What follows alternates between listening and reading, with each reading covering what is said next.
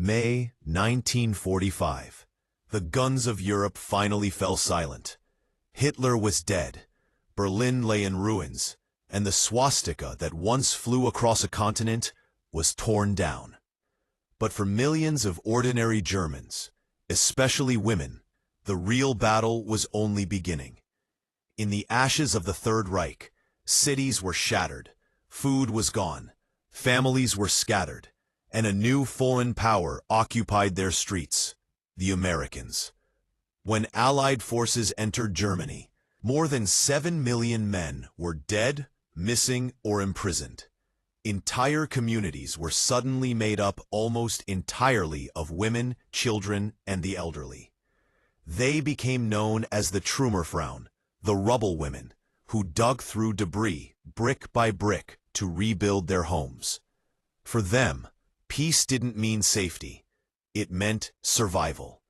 The United States controlled the southern regions, Bavaria, Hesse, and parts of Württemberg. American soldiers were now a daily sight.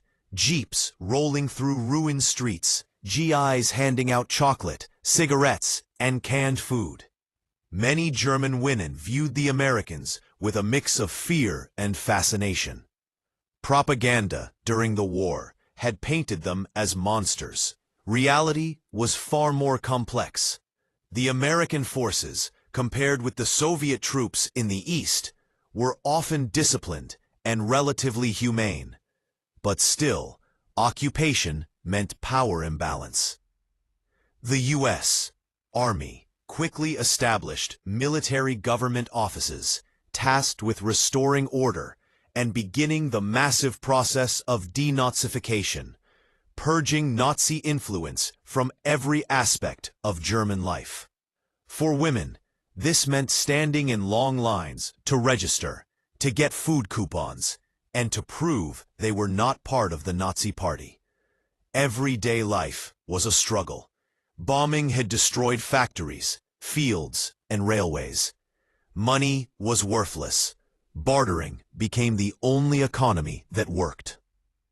Cigarettes were the new currency. A loaf of bread could be traded for 2 packs of Lucky Strikes. A few sticks of butter might cost an entire week's ration card. In the American zone, the food situation was desperate in 1945 and 1946. Average rations were around 1,000 to 1,500 calories a day, far below what an adult needed. German women made do with whatever they could find. Potato peels became soup. Dandelion leaves were boiled as greens. Bread was mixed with sawdust to stretch the flour. People traded on the black market for U.S. Army rations, Spam, powdered eggs, and K-rations. Sometimes American soldiers would share their surplus rations. Chocolate, chewing gum, and canned meat were luxury items. For children, these gifts felt like miracles. For mothers, they were a reminder of dependence. One woman from Munich later wrote, "When an American gave my son a chocolate bar, he looked at it as if it were gold.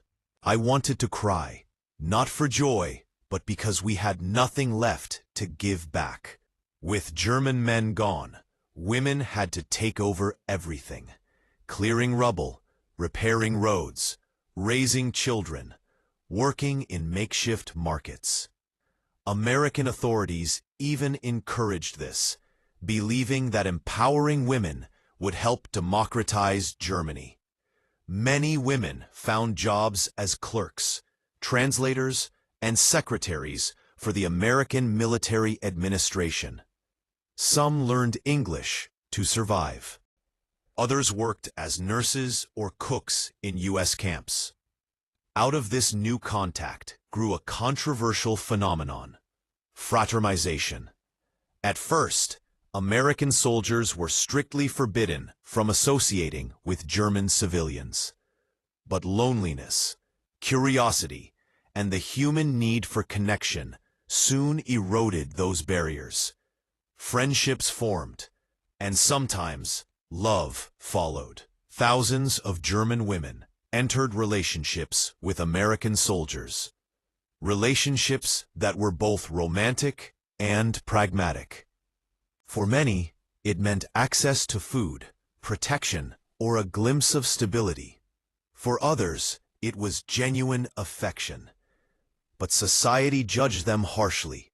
These women were called Ameliebchen, Yankee lovers, and were often shamed by their own people.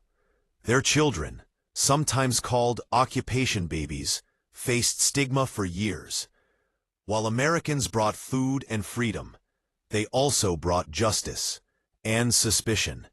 The Nuremberg trials began, uncovering atrocities that shocked the world. German civilians, especially women, had to face a painful truth. They had lived under a regime responsible for unimaginable crimes. Many felt collective guilt, even if they had never been part of the Nazi Party. In interviews later, women remembered walking through towns where American posters showed photos of concentration camps, forcing Germans to confront what had been done in their name. For some, it was unbearable. For others, it was a first step toward understanding and rebuilding a moral foundation. Imagine being a young woman in 1945, your city destroyed, your husband missing, your family hungry, your country occupied. American music filled the air, jazz, swing, the sound of freedom. Yet the ruins around you whispered loss. Some women hated the occupiers. Others saw them as liberators. Most just wanted to survive one more day. By the end of 1946, food supplies slowly improved as the U.S. began aid programs, importing grain and rebuilding agriculture. Still, for many German women, the scars of war, both physical and emotional, would never truly heal. Peace had come to Germany, but not the kind of peace anyone imagined. For the women of a defeated nation, survival became their resistance. But rebuilding minds and morals was far harder than rebuilding walls. The psychological wounds ran deep. Every family carried secrets of what they had done or what had been done to them. The Americans called it denazification, a process meant to cleanse society of the ideology that had led to war. Teachers, doctors, and civil servants were questioned, their pasts examined. Some were banned from work. Others quietly returned after a few months. Yet for most ordinary women, the concern wasn't politics, it was survival. They didn't care about ideology anymore. They cared about bread, about keeping their children alive through another winter. In this environment, American re-education programs found fertile ground. Women were invited to film screenings that showed the horrors of concentration camps. Newspapers published articles about democracy, freedom of speech, and women's rights. The message was clear. The future of Germany had to be different from its past. For the first time, many women read about ideas like equality and self-determination. It was both inspiring and painful. They had just lost everything, yet were now being told they must help build a new moral order. Radio stations played American music, but they also broadcast lessons about civic responsibility and tolerance. School children recited new pledges to peace instead of war. Women who had once stitched uniforms now sewed school clothes. The rhythm of daily life changed, not suddenly, but quietly, as if a long cold winter was giving way to spring. Still, the scars of occupation never fully healed. There were dark stories that were rarely spoken aloud, stories of fear, abuse, and silence. The chaos of 1945 had left many women vulnerable. Not every encounter with American soldiers was kind or romantic. Some were marked by violence, others by exploitation. For years, these memories were buried under the rubble of pride and shame. Only decades later would historians uncover the full, complicated truth. And yet, within that complexity, something remarkable was happening. German women were discovering their voices. They began forming clubs, writing articles, and attending lectures. They debated politics, education, and the future of their children. American women's organizations, such as the YWCA and the Red Cross, supported these efforts by setting up libraries, sewing circles, and cultural centers. Books by authors like Eleanor Roosevelt and Pearl S. Buck circulated through the ruins, offering new ways to think about womanhood and strength. By 1949, a new generation of German women was ready to step into the light. When the Federal Republic of Germany, West Germany, was officially established, women were no longer silent observers. They voted, organized, and demanded representation. One of them, Elisabeth Selbert, became one of the authors of the German Basic Law, the new Constitution. She fought to include a simple but powerful sentence: "Men and women shall have equal rights." It was more than law. It was a declaration that the world, which had once collapsed around them, could now be rebuilt on fairness. The American presence continued to influence life. In cities like Berlin, Frankfurt, and Hamburg, the black and white world of the past slowly filled with color. Dance halls opened again. Cafes served coffee, real coffee, and people laughed without fear for the first time in years. Soldiers and civilians sat together, talking about movies, baseball, or music. The war felt distant, even if the ruins still stood. But not everyone welcomed the American way of life. Some Germans saw it as a cultural invasion. They feared that their traditions, language, and dignity were being replaced by Coca-Cola and jazz records. American cigarettes became a symbol, to some of modern freedom, to others of lost identity. This tension defined much of the late 1940s. Germany was caught between two worlds: its tragic past and its uncertain American-influenced future. For women, this conflict was especially personal. They had fought so hard to survive, yet now they were told how to live. The ideal of the modern woman, confident, independent, working, clashed with the older image of the obedient wife and mother. Many found themselves trapped between expectation and reality.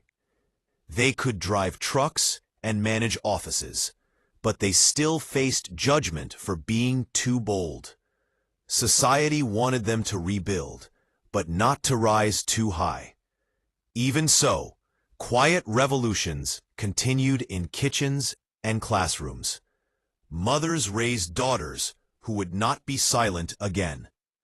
Teachers taught their students to question authority. Nurses cared for both the sick and the foreign, including American soldiers, without bitterness. Every small act of compassion became a step toward moral recovery. In 1950, the last American occupation restrictions began to lift. Germany was once again allowed to govern itself. But the connection between the two nations had already become permanent. Tens of thousands of German women were now living in the United States as war brides, learning English, cooking American meals, raising children who spoke two languages. Letters traveled across the ocean, some filled with love, others with longing for the families they left behind. Back in Germany, life continued to change. Factories reopened, jobs returned, and the economic miracle began. The rubble women who had once cleared the streets now saw cars rolling past the same roads they had built by hand. Department stores filled with goods again. New apartment blocks rose from the ruins. The smell of fresh bread replaced the stench of ash and dust. Yet no one forgot where it all began, with hunger, loss, and resilience. The American occupation had been both a time of hardship and of rebirth. It exposed cruelty, but also compassion. It shattered illusions, but planted new ideals. And through it all, the women of Germany carried the nation forward on their shoulders.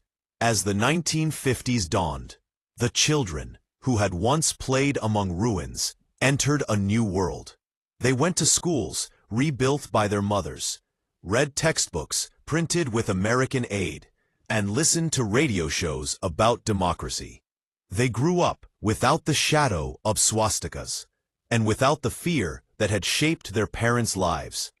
The seeds planted by re-education and survival began to bear fruit. Looking back, historians would later say that the true rebuilding of Germany wasn't done by governments or generals. It was done by women. Women who traded bricks by day and hope by night. Women who endured judgment, hunger, and uncertainty, yet still found the courage to love again. Women who looked into the eyes of their former enemies and chose humanity over hatred. Their story is not one of defeat, but of quiet victory, the kind that doesn't appear in textbooks, but lives in the memories of every child who grew up in a home rebuilt by a mother's hands.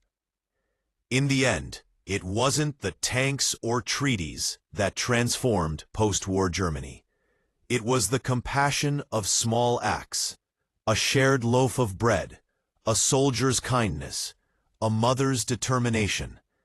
Out of the ashes of war rose a new world, shaped by the courage of women and the unexpected grace of those who once stood on opposite sides.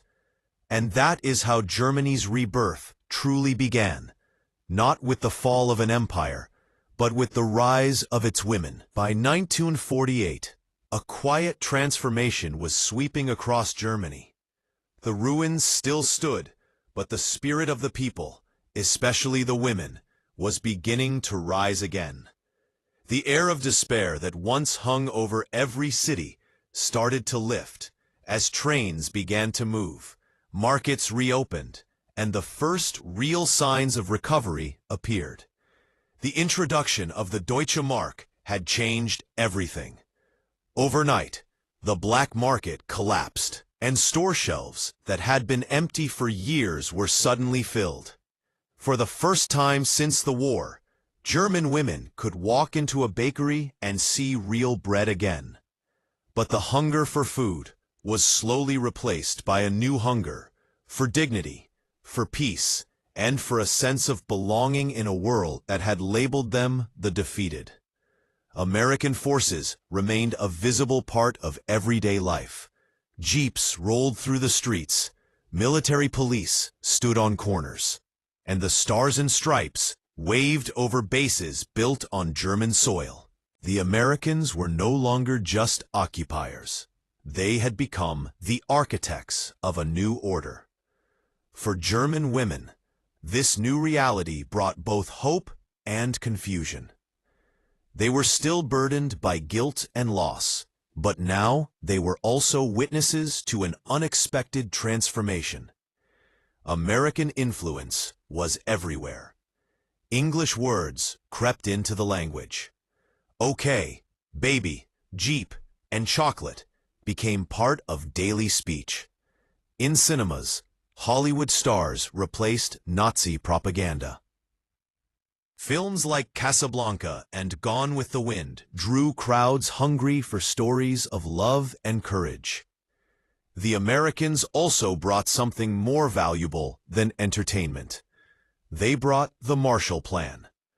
In 1948, this massive U.S. aid program began pouring food, machinery, and money into Western Europe. For Germany, it was a lifeline. Trains delivered flour, coal, and canned goods. Factories reopened, and women found work again. They labored in textile mills, canteens, schools, and hospitals. For many, it was the first time they had stable employment since before the war. In kitchens across the American zone, women rediscovered the joy of cooking. Rations now included fresh bread, butter, cheese, and sometimes even meat. They experimented with American food items: Spam fried in pans, canned peaches served as desserts, and coffee brewed from tins marked U.S. Army. Children loved peanut butter and powdered milk. Housewives traded recipes and improvised meals using whatever they could find. After years of hunger, even the simplest dish felt like a feast. The Americans saw these small moments of normal life as proof that their mission was working. They began sponsoring cultural programs and social gatherings. German women were invited to dances, film screenings, and community projects. American soldiers taught English classes, and local women often attended, not just to learn the language, but to understand the people who now shared their streets. Friendships slowly replaced fear. Many American soldiers treated Germans with kindness, helping to repair schools or donating food to orphanages. They were far from perfect, but they showed compassion in ways that rebuilt trust. Over time, laughter returned to cities once drowned in sorrow. Street markets buzzed with life. Children played around ruins that now looked less like scars and more like memories. Still, the shadow of the past lingered. Every German household carried stories that could not be erased. Women who had lost husbands in the war lived beside those who had married American soldiers. Some still struggled with shame, wondering if their kindness toward the occupiers made them traitors. Others no longer cared about judgment. They only wanted peace. In the American barracks, soldiers wrote letters home about the people they met. Many described the German women as strong, resilient, and full of quiet grace. Some said they admired how they could smile despite everything they had endured. It was a respect that grew not from politics, but from human understanding. The late 1940s also saw a rise in mixed families. Thousands of German women married American soldiers and began the process of immigrating to the United States. The U.S. government eventually created special visas for war brides. These women left everything behind: homes, families, language, to begin new lives in a foreign land. For many, it was a bittersweet journey, torn between hope and heartbreak. They carried Germany's pain with them across the ocean, even as they tried to start anew. For those who stayed, daily life began to feel more normal. Schools reopened fully. Children learned about democracy and freedom, ideas that were once forbidden. German women began to take active roles in politics and social work. They volunteered in hospitals, rebuilt libraries, and formed women's associations dedicated to education and welfare. The American presence had quietly changed them. It had given them not only food and safety, but a glimpse of a different kind of society, one where voices mattered, even women's voices. As the years passed, the ruins began to fade from view, replaced by construction cranes and new buildings. Germany was healing, but the scars remained deep in memory. Many women still woke in the night to the sound of imagined sirens or distant bombs. The trauma of the war lingered, even as the world around them rebuilt itself. Yet they never stopped working. they never stopped caring. They became the silent foundation of a new nation. By the end of 1949, the American zone was no longer a place of occupation, but a partner in reconstruction.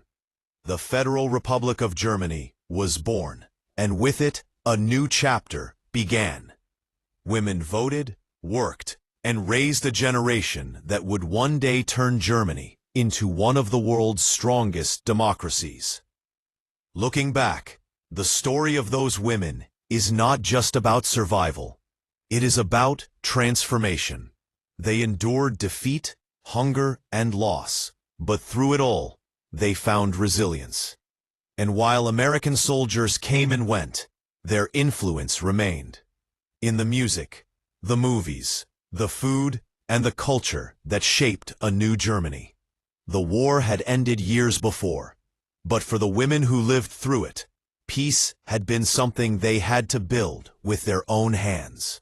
Brick by brick, heart by heart. By 1950, Germany was changing faster than anyone could have imagined. The sounds of hammers and trains replaced the echoes of gunfire. Streets once filled with rubble now carried buses, bicycles, and the chatter of children on their way to school. The women who had once shoveled bricks with bare hands now watched their cities rise again. They had carried Germany through the darkest years, and their quiet strength became the backbone of the new nation. The Americans were still there, but the mood had changed. No longer conquerors, they had become allies. The Cold War was beginning, and Germany was now a front line between East and West. The Soviet Union controlled the eastern half of the country, while the western half, supported by the United States and its allies, became a symbol of freedom and recovery. The presence of American soldiers no longer felt like an occupation. It felt like protection. For German women, life was no longer about survival. It was about rebuilding identity. They began to dream again, to hope again, to plan for futures that once seemed impossible. Many who had lived through hunger and fear were now mothers raising children in peace. They cooked with real ingredients again: fresh bread, vegetables, cheese, and butter. They no longer had to trade on the black market or rely on canned rations from soldiers. Local farms began to flourish. Bakeries reopened. The smell of warm loaves filled the air, where once only smoke had drifted. American culture continued to influence daily life. Jazz and swing music played on German radios, and cafes filled with laughter as young couples danced. Coca-Cola and chewing gum became symbols of modern life. New fashions arrived. Skirts grew shorter, hairstyles changed, and optimism returned to people's eyes. For the younger generation, who barely remembered the war, America represented energy and freedom. But for the older generation, the women who had lost everything, the past was never far away. They carried memories that could not be erased: the sound of sirens, the sight of bombed-out homes, the fear of hunger. Many rarely spoke about what they had endured.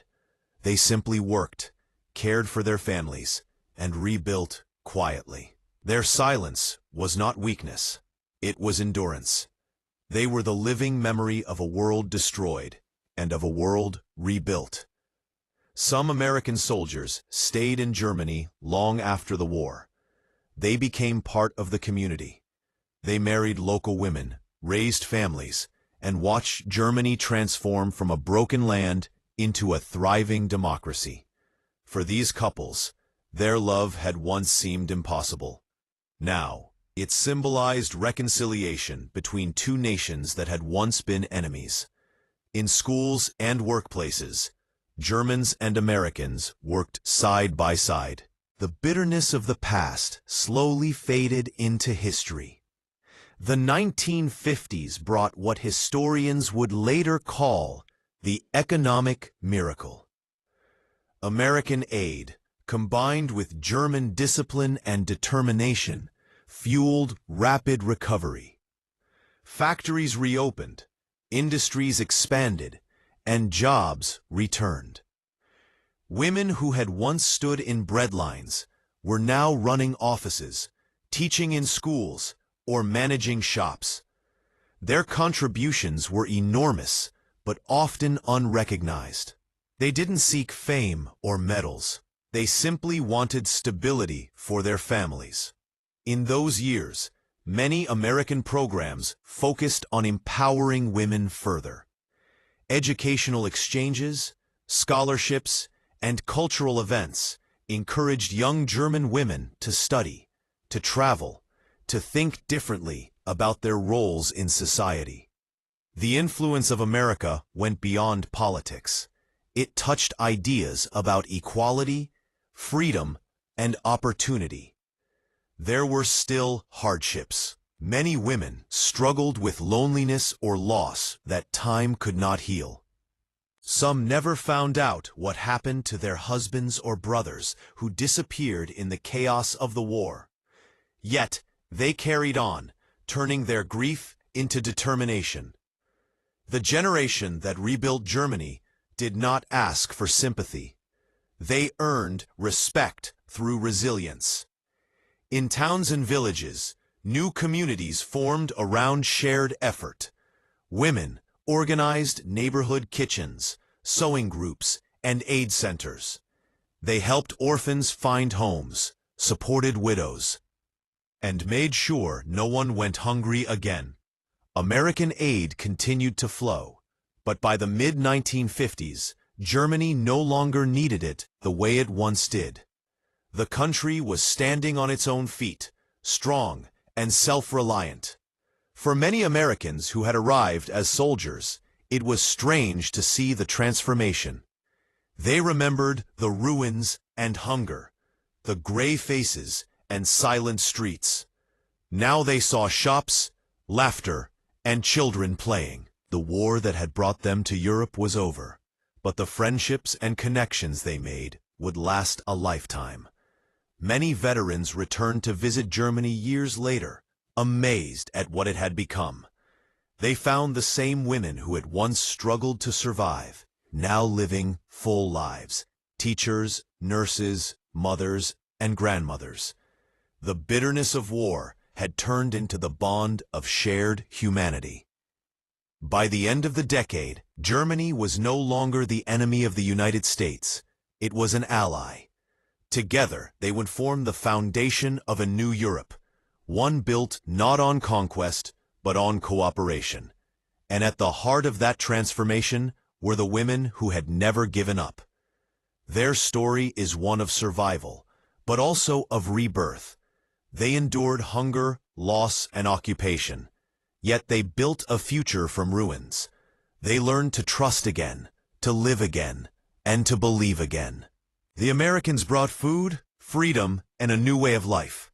But it was the German women who turned those gifts into something lasting. They were the bridge between defeat and hope, between past and future. Even decades later, their legacy remained. The mothers and grandmothers who had once carried bricks in their hands carried a nation in their hearts. Their strength shaped modern Germany. Their courage inspired generations who would grow up in peace. When the war ended, the world saw a nation in ruins. But behind the ruins stood millions of women, silent, strong, and unbroken.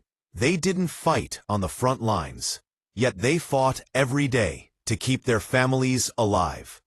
And in the end, they won a different kind of victory. Not the victory of armies, but the victory of endurance, compassion, and rebirth.